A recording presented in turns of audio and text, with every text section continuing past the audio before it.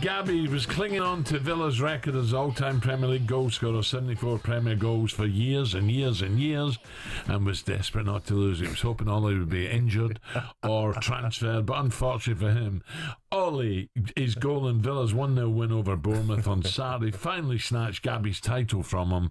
Ollie Watkins was very kindly, agreed to exclusively speak to Gabs yesterday, who was fighting off the tears. Yeah, it was nice that it went in my favour. I was onside and, like I said, a great feeling. So, yeah, I think you need to celebrate achievements like this. You know, it's massive, really. And, you know, to play for a club like Villa and score this many goals in the Premier League with some of the names that you see is, something I'm really proud of. So, mate, your record's been fantastic since you joined the club. Double figures every season.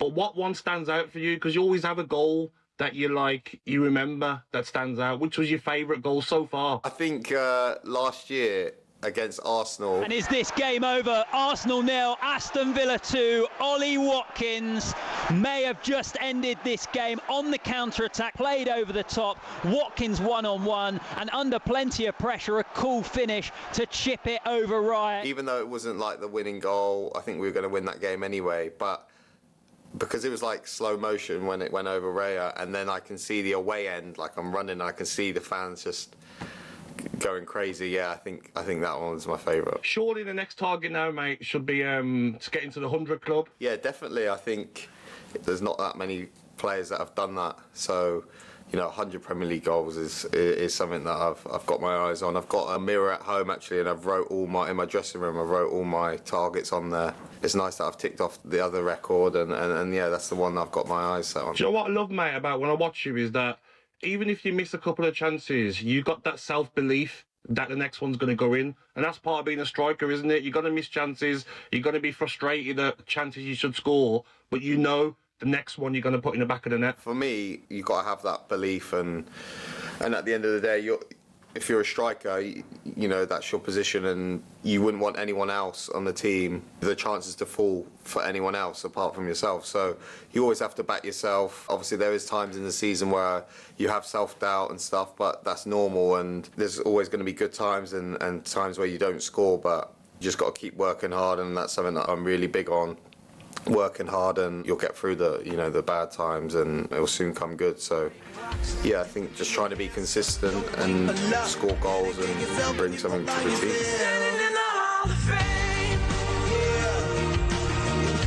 What do you mean he's not a great finisher? Oh, for God's sake. What do you mean he needs 3 chances to score a goal? No, you know what, mate? I actually enjoyed it. He's such a nice guy as well, Al. Like, great footballer, great striker. If I was him, I'd be considering my future at Villa. Wow, why would you say that? Because Marcus comes in on loan, he plays, Ollie's bombed out, now Marcus is going back. I think it's not on. Yeah, I think the manager's going to have to show him a lot of love over the summer and, you know, explain to him that he's massive for what Villa want to go on to achieve. I just think he's been a great signing, Alan. He's 5 seasons at the club, double figures in each season. Last 3 seasons, he's got 15, 19, and then 16 so far this season. I'm sure we'll add to that in the last 2 games. He does miss chances, but if you're talking about them sort of goal returns, I mean, what would he cost to go and get Ollie Watkins? If we lost him, who's out there? How much are you going to pay for someone so consistent? Let's move on now and hear him speak about his future aims at the club, with plenty of speculation about whether will he be a Villa player next season. When your tires are flat and it's high, silver lining. I think records are important, aren't they? Individual records that you can look back on. But another thing that you want to look back on is winning trophies, isn't it? And a club like Aston Villa, I think 1996, the last time we won the League Cup. How important is that for you to bring a trophy home for this club? Yeah, I think everything that I've kind of set my eyes on this year has pretty much gone to plan, apart from, you know, the FA Cup. That was, I think, really disappointing for myself and the boys. We didn't turn up in a massive game. I knew what the atmosphere would be like at Wembley. Yeah, it's just a shame, really, because I felt like, you know, that's the furthest we've got in a cup competition for a while, and, you know, we got a really good chance to do it and we didn't turn up. So I think lifting a trophy is what you always remember. No one remembers if you finish second or third. It's always about what you've won. So disappointing, but yeah, I've definitely got my eyes set on that. I think, Ollie, you've had a fantastic career so far, mate. You've scored important goals in the Premier League. Left-footed curved in, and in! It's Watkins, and they've turned it around. Great little flick header from Ollie Watkins. In the Champions League. It's his first Champions League goal, and they lead Celtic by 3 goals to 2. In the Euro semi-final. Watkins making a good run forward here, and he slipped him inside the penalty area, and he's hit it. Oh! Has he hit it? He's just won it! Ollie Watkins has just scored the goal that surely takes England into the final of the European Championships. I mean, I was celebrating that goal in Box Park like you wouldn't believe.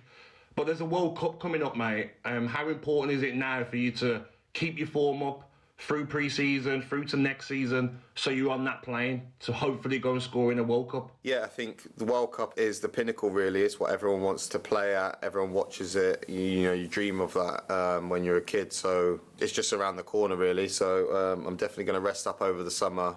Pre-season for me is crucial. It's the foundation. So I'm only getting better with age, I feel like. And next season, that's what I hope to be at the World Cup. I think as well, when I watch you, and I watched you through your Brentford days and your Villa days, it looks like the better players you play with even brings out more in you. When I see you play for your country as well, playing with some top players in behind you, Bellingham, Foden, Grealish, as well with Harry Kane up there, you seem to bring out your best form as well. If you're playing with better players, you have to raise your level at the end of the day. I feel like I don't shy away. I just try and increase my level, and also you have that confidence when you look around you that they're going to help you out so much. You just have to make a run and the ball's going to come. So I think it's that trust in your teammates, but also adapting to your surroundings. I want to ask you about the manager now, mate. On Friday night against Spurs, it's going to be his 100th Premier League game in charge of Aston Villa. I want to ask you what he's done off the pitch to change the club and have you challenging at the top of the table. Difficult to say, really, but for us, I feel like, not getting into too many politics, the owner has a lot of trust in the manager, and he leaves it all down to him. He knows he's got experience at other clubs and stuff like that, but I think he's made everyone feel like a big family and everyone feel welcome. There's no sort of cliques or anything like that. He's really big on, trusting people and being humble and, even speaking to the pot washers and stuff like that. Just make everyone feel together, really. And I think that's what he's brought to the club, but also the style of play on the pitch is completely different. Do you know what I've noticed as well, Ollie, about the squad of players as well, is that maybe some players that aren't playing as much, they're still part of it. They're still getting game time. They still seem like they're together with the team. Is team spirit big? No one sulking around the training ground. Everyone part of the same motive. Yeah, and I think the thing is, you can have 3 games out the team and then the next game he may put you in. So I think everyone kind of is always, ready for that, because you never know what he's going to do. And also, whenever we win, he's never too high or too low or anything like that. He always says, like, the boys are saying, give us an extra day off, and he's saying no. Like, it's unfair. Like, the lads who haven't played, they need to train. So we're all together, everyone's in the next day, and I think that's just one thing. He's really consistent, which has helped us, I think. I think as well, mate, looking at you this season, the Champions League run has been outstanding. How proud are you of the club, the owners, Monchi, Damien, everyone together and the players of where this club's got to now since you arrived, staying in the Premier League? Now you're competing with Bayern Munich, Juventus, PSG. How proud of you of where the club's at? Yeah, for me, I think it's unbelievable. I've seen the club at some low points, of us in the Premier League. I can remember us, obviously we played Southampton not long ago, and a few years before, Dean Smith got sacked there and it was a terrible performance, and then fast forward 2 years, we're fighting for Champions League again there. So, it's not a surprise what we did this year in the Champions League, just because of the manager's experience and how focused he is. And to be honest, I feel like we could have beat PSG and we could be doing something like what Inter Milan have done. And people may hear that and think, no, he's getting ahead of himself. But you know, it's fine margins at the end of the day, and you see how we played against PSG in the second game. So yeah, really proud. 3 seasons in a row, guaranteed Europe. Playing in Europe is massive, and you know, I think it's brought a lot of life and excitement to the club since he's got here. The great news as well for me, Ollie, is that touch wood, you're never injured. You've got at least 10, 12 years left in you. So I've got a job at talkSPORT. I've got a job at talkSPORT for at least 10 years, because I know when you finish, you'll take that off me as well. All the best, mate. Good luck. Very ambitious there, Gabby. You're going to have a job here for 10 years. And did he call you a pot washer? No. Did he call you a pot washer? He didn't call me one, though. But he just said, you know, everyone's together at the club. It's in a great place. Pot washer? I've never heard that before. I've never heard that before, no.